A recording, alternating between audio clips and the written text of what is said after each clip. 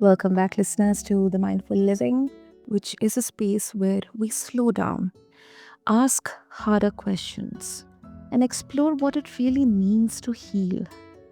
Now, listeners, I'm your host, Sana, as always, and today's conversation is about something many of us we carry it quietly. Emotional wounds that did not come from one moment, but rather from repeated experiences. The kind that shape how we see ourselves, how safe we feel, how we move through relationships. My guest knows today that this terrain deeply, very well, not just professionally, but personally. From early childhood, he endured severe abuse. Beatings, humiliation, and fear became daily part of his daily life. And yet, instead of closing off from the world, something else happened. A deep empathy began to form, a sensitivity to suffering in others, a pull toward understanding pain rather than running from it. And that journey, listeners, led him to study psychology, earn a PhD in counseling, train future therapists, and eventually develop a therapeutic approach called source completion therapy, or SCT, which is a three-phase process designed to heal emotional wounds at their source, not just manage symptoms. We'll definitely explore that in the later part of the conversation, listeners. But let me tell you, my guest is also the author of Give Back the Pain, a book rooted in real stories and lived experience. So, today on The Mindful Living, we are not here to sell certainty or quick fixes. We are here to explore, to question, and to understand what healing might actually look like when trauma runs deep.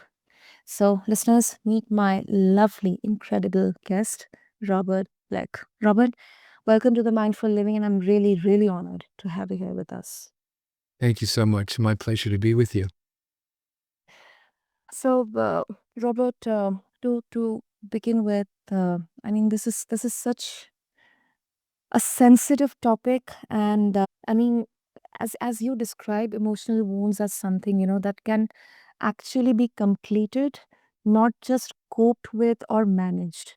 But this is a strong claim, like especially in a world where many people are told that they have to, not they will, but they have to always carry their trauma in some form, whether you channelize it or you use it as a motivator, or whatever kind of feeling, but you have to have always carry that trauma.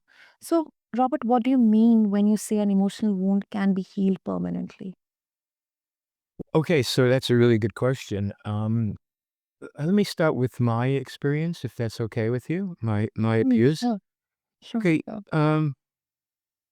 my life started out very difficult and very painful.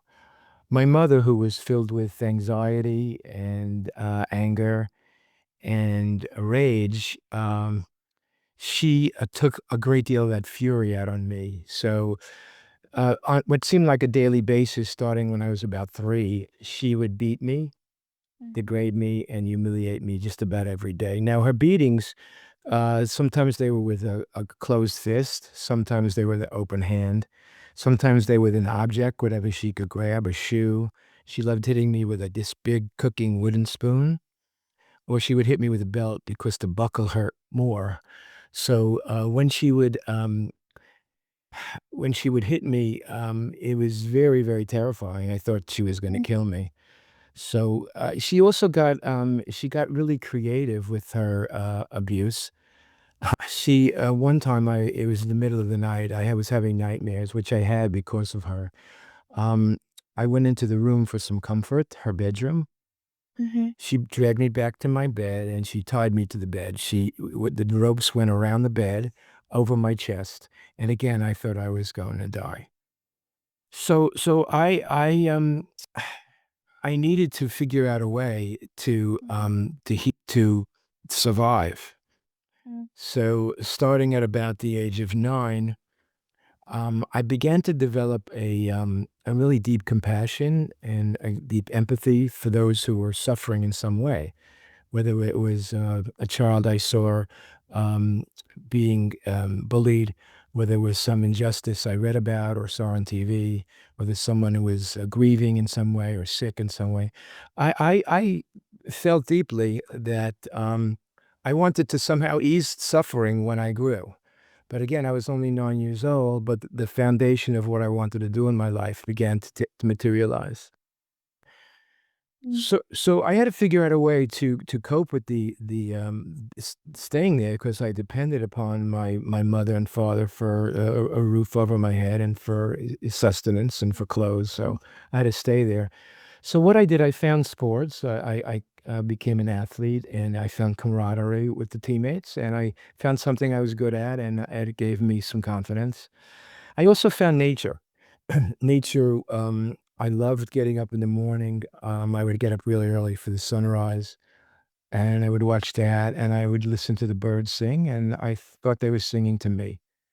So that helped me, ground me a little bit. It didn't take away all the pain inside of me, so I knew I had more work to do, on emotionally. I was angry.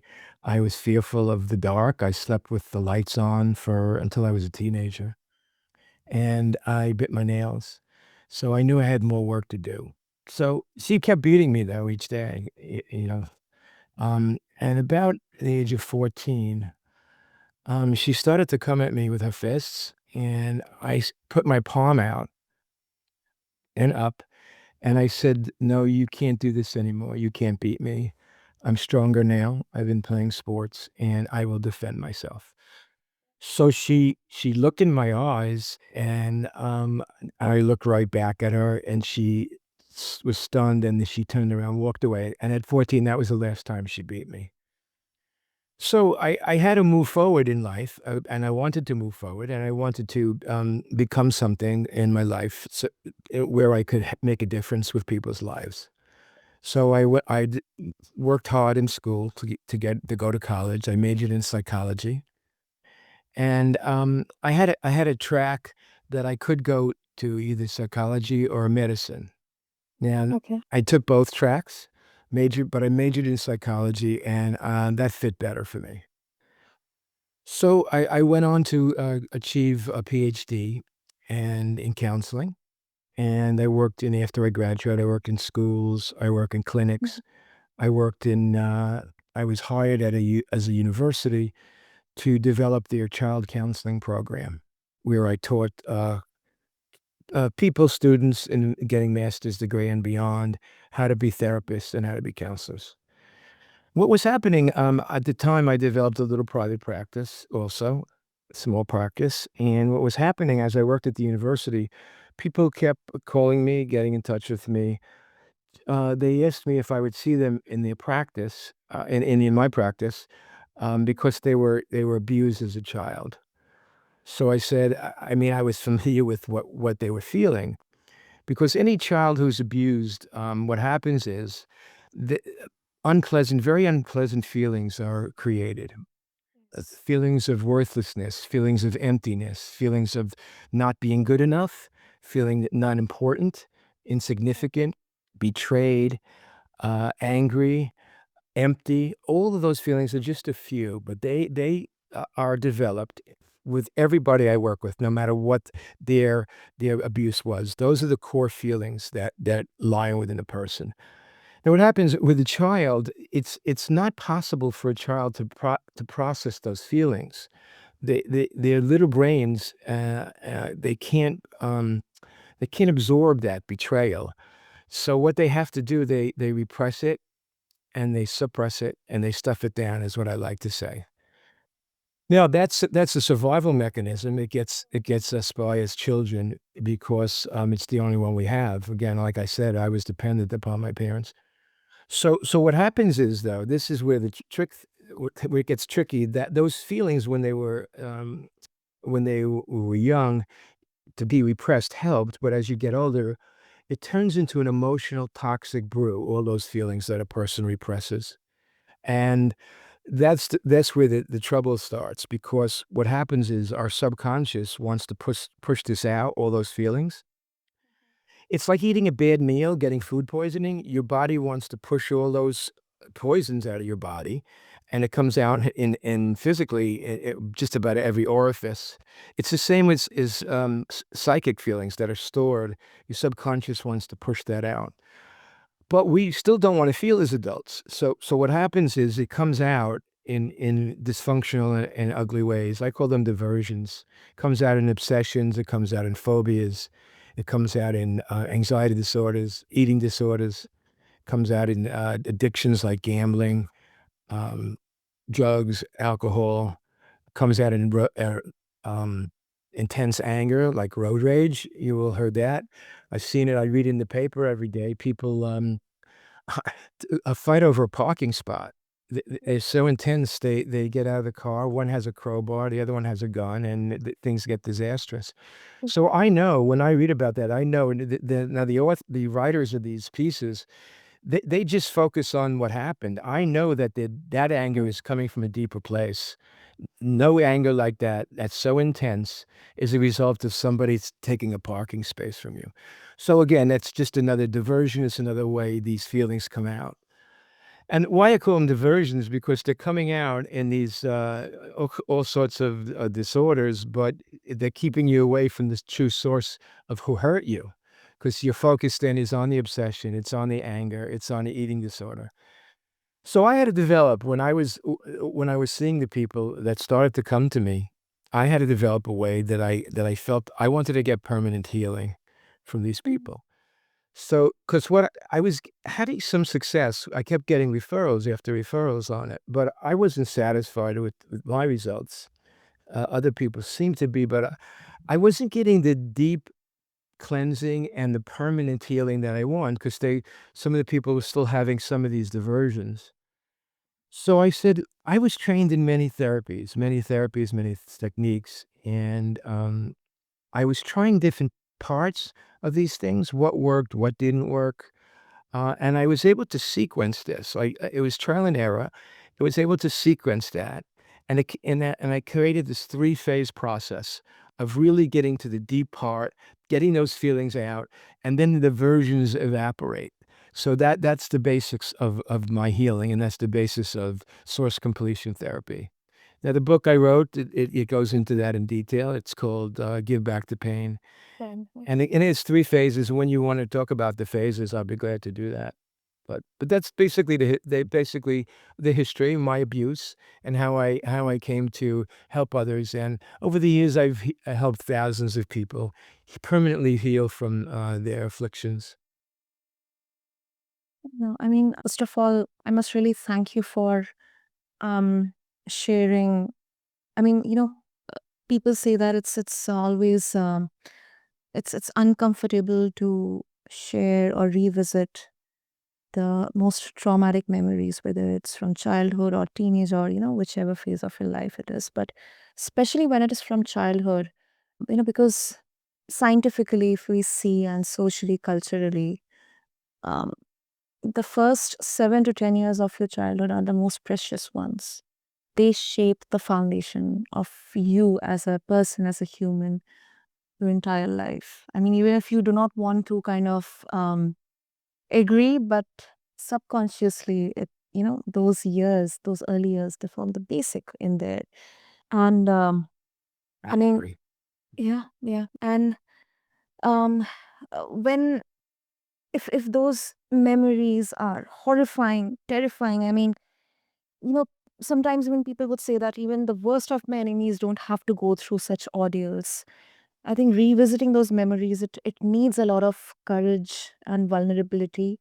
And then seeking inspiration and kind of taking that as something uh, to help people out there who have been the sufferers, who have been the victims in there. I'll be very explicit, victims in there, and helping out there. I think I shouldn't say it's put into the best use, but at least, it's constructively put in there. So I really appreciate Robert sharing that very candidly. One question that, really comes to my mind, Robert, is, since you specifically got into psychology, did you try to understand, and it's not compulsory that you have to answer this, but, just out of curiosity, like, why? especially, abusive parents, they behave like this. Is it once again because of something they have gone through in their own childhood or maybe teenage, or I mean, can we make a sense out of it? Like, why is it like show of power or dominance or control? A quick pause for you listening listeners. If this conversation is already giving you language for what you feel inside, or if you feel it's helping you see your patterns with a little less shame, hit follow. All right, back to it. If it is that, that still comes from because they were hurt. So whatever, like, rationality we wanna give it, it's because Mhm. these people were hurt. I mean, for the most part, I would say 98% is because they were hurt. Once in a while, in my decades of work, I've seen people that it's just they must have been born, maybe there's 2% that are born as people tell me, evil, or they're born dysfunctional, they're born their chemistry is their wiring is a little different. But for the most part, 98% of the people that I've dealt with or that I've seen, it's because they were hurt and they don't want to feel, so it comes out in anger. My mother didn't want to feel.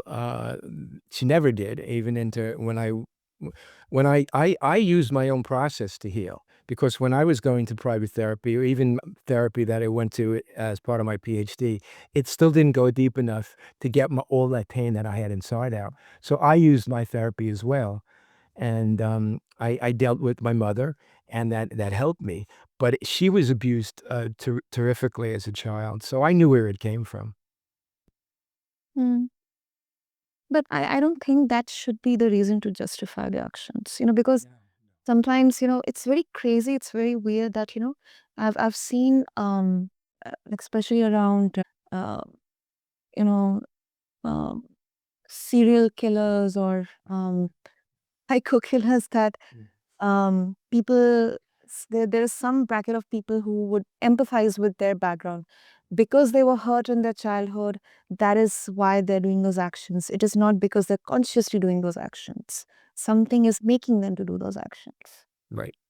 Yes, I there's no excuse for it, that's the way I put Yeah. it, and it didn't take away the pain that was inflicted on others, it doesn't do that, just to know it, to become aware of the reason.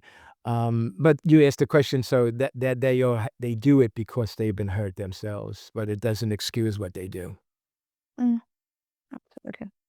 And Robert will definitely get to get into the details around source completion therapy and also your book. Mm. But one kind of contradiction, not contradiction, but a bit of a nuance here, like a challenge. Like many people feel that their trauma shaped who they are. I mean, their empathy, their resilience, even their career path. So, if a wound is completed, is there a risk of losing something meaningful along with it? Like, they completely tie their identity with the trauma. That's a great question, and I think they become something, better. They become something not afflicted with any of their issues. I call those diversions, the alcohol, the gambling, they become, on a better level where they can be open up to life and the beauty of it. So, that's how I see it. It's not losing, it's really gaining. What you're losing is the pain and the Mm, misery inside, and you're picking up the beauty of life. So that's how I look at it, and that's how my clients look at it when they're healed. Patients, clients. exactly. Makes sense. Makes sense. And I think I mean, I at least realize that, healing does not erase our story. I mean, it definitely changes our relationship with it. And the pain no longer drives you, but the wisdom can stay. Correct. Correct. I always tell the people that work with me that you'll always remember, but what will leave is the intensity of those feelings, and therefore that won't be the fuel for all your diversions and all your symptoms, and that's what happens. Those diversions evaporate, the symptoms go away, and they could do whatever they want in life then. I worked with a woman, came to me in I think it was in early 30s. She was by her father. beaten, degraded, chained up to radiators, which give heat. Um, and she came to me. She didn't sleep in a bed for I guess decades, and she didn't take a shower. She would give herself sponge baths, where she would use a sponge. So she was on the bed, and she was in the shower. So she didn't have any of those, and she was non-functioning. She couldn't have relationships. She couldn't work. So she was referred to me, and I know we went back. And I took her back through my process, which I take a person back in time, and eventually, by going through the process, we get her aware how her father did exactly what he did, and then she feels it deeply. And then at the end, she confronts him. Um, that healed her so much that, she at the end of the process, she was able to take the showers. She got a bed that she slept in. She went on to become a social worker, so she had a productive life as in a career. She met someone who she married, and she had children, and she lived a really fruitful life. She still is doing that. So that's what happens, and it's just very rewarding for me. Absolutely. Absolutely. And I think it's giving back the pain and taking back the control and power in a good way. Yeah. Right. Yes. Super. And let's get to the three phases of source completion therapy, Robert. If you can, Sure. share with us. Sure. So briefly, let's go through it. The first is awareness. So again, kids repress their emotions. They suppress it. They stuff it down. They numb it off, or whatever word you want to use. It's down in the subconscious. So when they come to me with all the symptoms, I have to get them to see how they were hurt, what happened to them. Bring it up at least cognitively, where they were hurt. So examples, I use, dream interpretation, and, I'm aware of their body, so I use a body language and dream interpretation, and important, open questions. So let me give you an example of the, body language that I use. So a woman was describing, she came to me, she was again referred to me by, I believe, a hospital.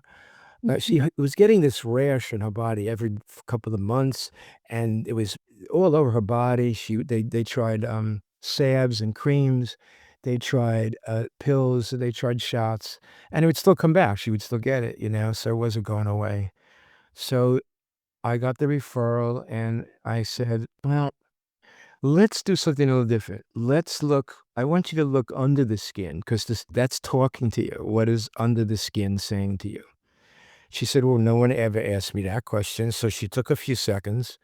She thought about it, and she said to me, "Oh, wow, that's the poison my grandfather put in me when I sat on his lap when I was 6 years old, and he molested me and he touched me. So that poison is just rampant through my body." And then that's the awareness of who hurt her, and what happened, and then we go t and then in terms of dream interpretation, I'll go to that quickly. I like to have people interpret their dreams as Mm, each thing or person in the dream is a part of themselves. So a person was talking, and they had a dream that in front of them was a big castle, and out of each a hole or orifice in the castle was weapons.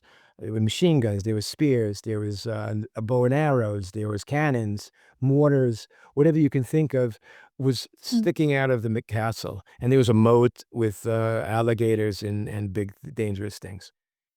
So she said, I don't understand that." So I said, "Well, let's look at it as if the castle was you. So what's happening there?"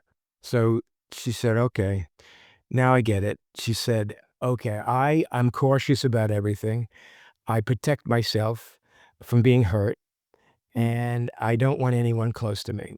And I said, "Well, who hurt you?" And she said, "It was my father." So we go in there. So dream interpretation and body language, I'm always looking at a person's body as I'm talking to them. I'm listening with my eyes, basically.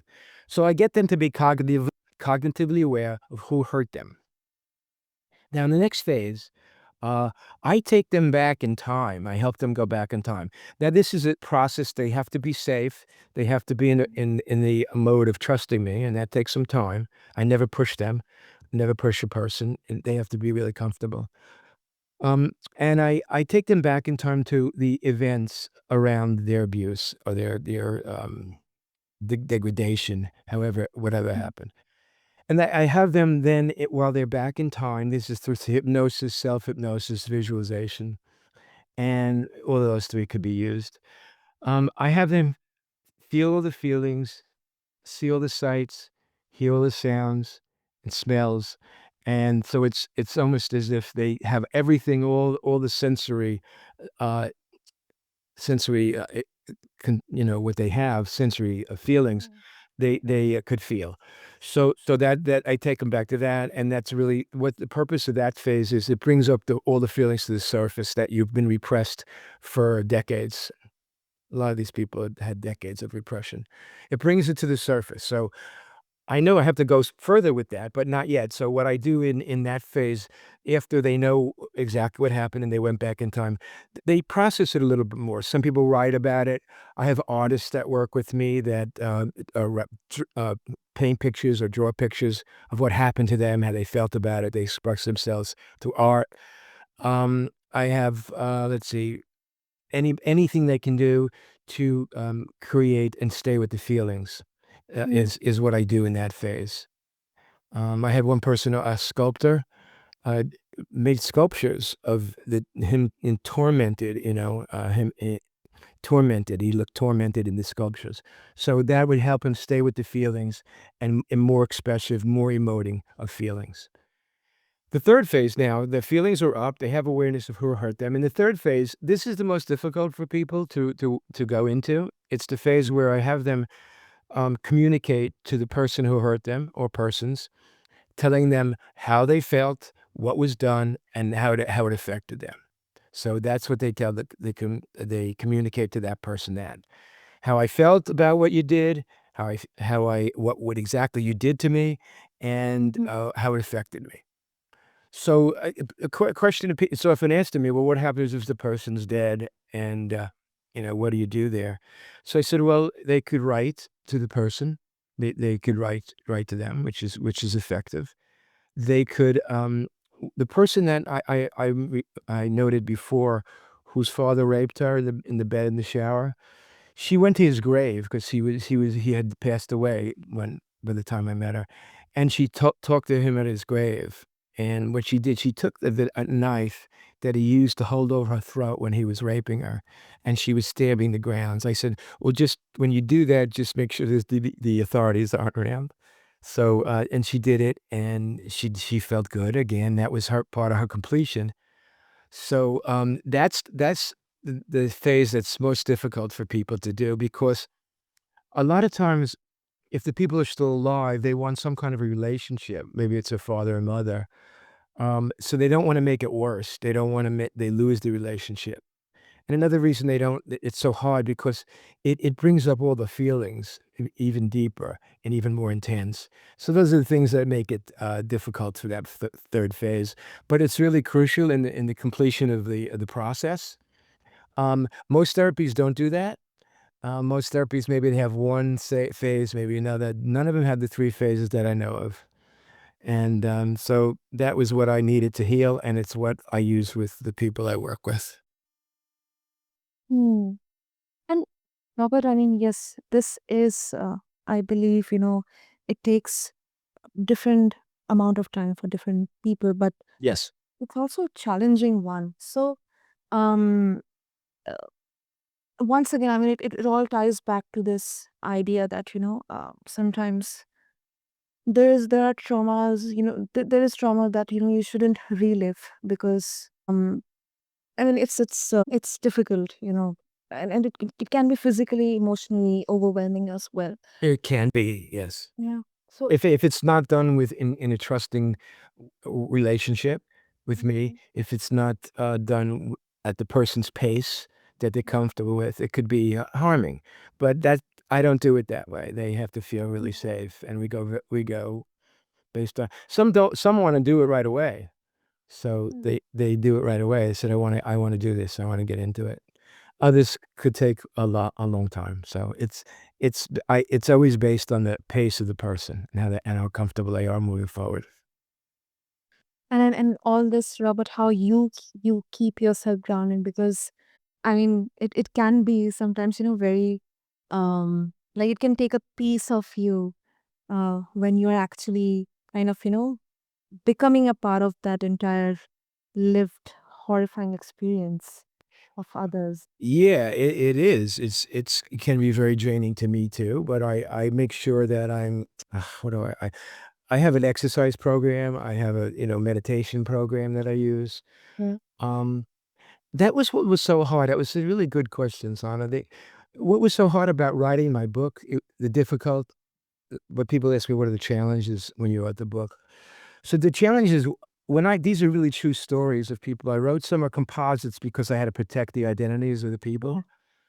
So I had to go back into their situation. I had to relive what they were going through. So had to feel all that so I could write it. I wrote it in really feeling and with depth. So on each story. So it was very challenging and it was exhausting. And I was crying and each person that I told the story about. Understood. Understood, Robert. And before we conclude, I want to ask a question that, it can be uncomfortable, but I think it's a very important one. There are decades of experience that you have, success stories. But what about the people for whom this may not work or does not work? Like, is there a risk in presenting any therapeutic approach as, universally effective? That's a really good question. I only work with the people that understand this process and are willing to do it. They can choose other ways. I mean, Okay. sometimes okay, here's where sometimes they say a cognitive behavioral therapy could help. They're using this EMDR now, Yeah. and they're using tapping. So let me just quickly, if I may, just Yes, sir. tell you something. I had an award-winning, singer and actress contact me pretty recently. Um, she was really struggling. She said she saw me on a show and she read my book and she said, "Look, would you see me? I'm I'm really, really struggling. I am on drugs. I've been taking drugs. I'm having toxic relationships. I'm having an out of body experience. I'm terrified, and I've been to a few therapists with therapies, and they just would not use. They weren't helpful, and they made me feel worse. And I saw what you talked about, and I read the book, and he said that makes sense to me. So what the issue was. She says one of the psychiatrists. She said, "Seems like you're schizophrenic with those out of body. I want to give you medication." So that made her feel worse. She said, "I tried EMDR, that didn't do anything, and I felt worse because I felt like a failure. I tried the CBT, not good. I feel and I felt they were annoyed with me almost that I wasn't making any progress. So I'm calling you." Okay, so I said to her, "Number one, based on everything you say, you're not schizophrenic. You've stored feelings from the past that had hurt you. Somebody has hurt you in your life, and the drugs and alcohol are way and the toxic relationships are the way to numb that hurt and divert away from it. So tell me who hurt you." And then she went into her father, how he really hurt her, and the pain that he caused her. And okay, so just simply, the diversions went away. She stopped the toxic relationship. She stopped the drugs. The out of body experiences went away, and she thanks me all the time. I get emails from her that I helped her enormously, and she's grateful. And she continued to flourish then with her career. So that's an example. She was ready to do what I explained. If a person's not, I'm not going to push it on them. So the other therapies just didn't work for her. So Yeah. that's an example of that. I really appreciate that because, healing is possible, but then it is not forced. It requires safety, readiness, and then the right timing as well. Like, it's respectful. Very much so. I don't force anybody to do anything. Robert, so of course, before we wrap up, if listeners they would like to connect further with you, get a hold of your book, what would be the easiest medium? For the book, you could go to Amazon. The book title of the book is called "Give Back the Pain," but you could go to my website. The book is there, and you could just click on the the little button. So you either way. And the website is Robert Bleck, BLECK.com. Simple. Amazing. Yes, simple. And listeners, I'll have all the links, details attached along with this episode. So just refer to the show notes or the podcast description on whichever platform you're listening to your podcast to. And I think as we come to a close here, let's reflect on something that, has personally stayed with me during this conversation. Like, so many of us, we are walking around believing that our pain is our identity, that our anxiety, anger, or numbness is just who we are. I mean, we equate our identity to all these feelings. But then what today's conversation offers is not certainty, but at least a possibility. The possibility that some pain is not permanent, that some wounds are not meant to be carried forever. So before we end, one final question. If someone listening right now feels a quiet recognition, a sense that something in them remains unfinished, Robert, any gentle first step that they can take toward healing, just one baby step that they can start with. I would always say find out where the source of your pain. That's the first step. And that's all you have to do to start the process. Awareness. And to all the listeners, you heard Robert, and if this conversation resonated, take your time, sit with what came up. You do not have to rush toward answers. Healing, as we heard today, is not about fixing yourself. It is about giving back pain that was never ever yours to carry. Until next time, this has been the Mindful Living. I'm your host, Sana and Robert. Thank you so, so much for your honesty, your courage, and for sharing both your personal and professional journey with us. And thank you for being such a wonderful host. It was my honor to be with you. Thank you. Thank you so much, Robert. And listeners, until next time, take care of yourselves, and I'll catch you in the next episode of the Mindful Living. Thank you, and take care.